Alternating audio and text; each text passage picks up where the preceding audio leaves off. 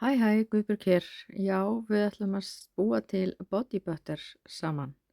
Eins og þið sjáið þá er ég þarna að sýna ykkur hvað ég er að nota. Í stóra brúsanum er Sweet Almond Oil og í litla brúna pokanum er Calendula blóm sem eru þurrkuð. Já, svo er það bara að vigta og bæta blómum í. En það er ástæða fyrir því að ég ákvað að tala inn á vídeóið þegar ég er að búa til þessa vörur. En það er einfaldlega bara út af því að það er yfirleitt mikið læti í kringum mig. Bæði bílar að keyra fram hjá nágranninn og svoleiðis sem að gerist þegar á þessum tíma dags. Þannig að það er ekki oft sem að ég get tekið eitthvað upp með hljóði. Eða ég tek allan að hljóðið af eftir á. Já, og þarna er ég búin að vigta olíuna og við ætlum að bæta blómum í og sýna ykkur hérna aðeins hvernig þau líta út. Svo er bara að bæta þeim í olíuna eins mikið, svona nokkurn eins mikið ef maður getur, en samt ágætt að reyna að hafa alltaf allt undir olíunni, eða það er að segja blómin undir olíunni.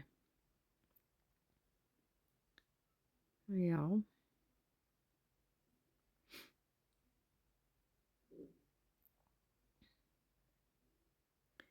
Og alltaf að passa að loka vel á eftir sig og að það fari ekki eitthvað ofan í.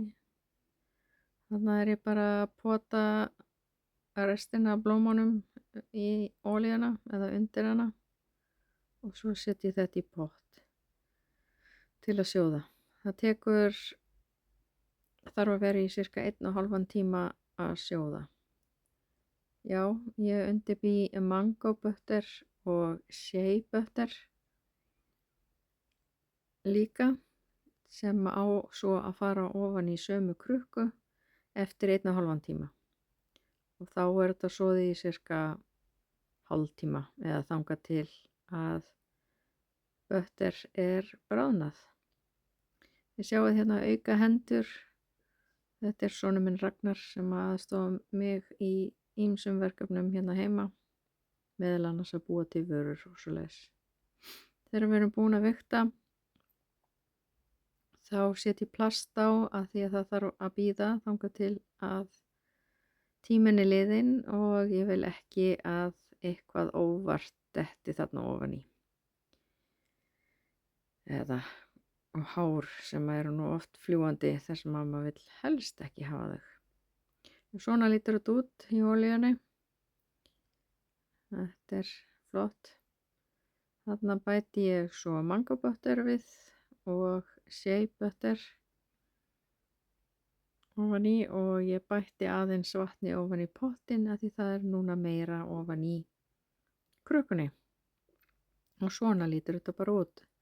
Hérna er þetta aðeins meira bráðnað eins og þið sjáið og þessi mynd er þá akkurat þegar þetta er svona næstu því alveg að vera komið.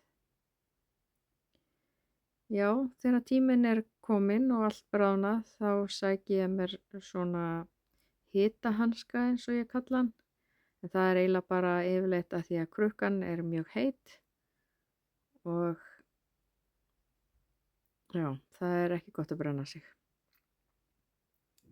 Svo setur maður bara blómin í sigti og lætur leka niður. Þarna er ég komin með kastorolíu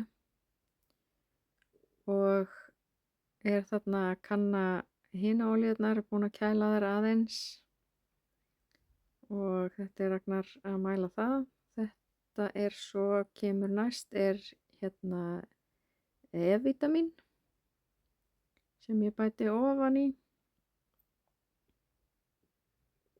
og í lokin bæti ég svo lavender ilm. Hræra vel og svo er þetta bara öllu blandað saman og þá lítur þetta svona út. Þarna er svo komin í deginum eftir. Það þarf að kæla þetta og láta standa í svolítinn tíma og ég ákvað þarna að það þarf að handþætta og svo set ég eitthvað smá orlitið í sitthvora krukkuna og hérna til að fá smá skemmtilegan lit. Þarna helli ég svo bara öllu saman og ég er þarna með smá áhyggjur, finnst þetta svolítið linnt en þetta svona kemur í endan að það reddaðist. Svo helli ég svo bara ofan í pokann, svona piping bag, ég man ekki hvað heitir í íslensku. Gera svo krukkurnar tilbúnar sem að það á að fara í en það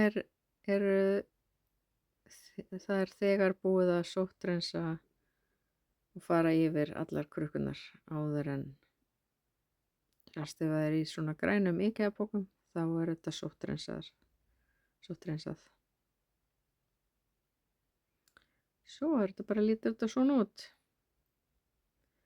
Já, þarna ætlaði ég að sýna ykkur og segja frá hvernig að þetta væri en hljóðið var ekki að vinna með mér heldur í þetta skiptið. En mjög góður ilmurinn og lítur mjög vel út. Og þarna sýni ég smá svona þegar maður tekur af. Ég set á mig og í rauninni allt og mikið. Og fatta það samt. En það er allt í lagi. Sjáu hvað þetta lítur vel út. Já, glæsilegt. En takk fyrir áhorfið.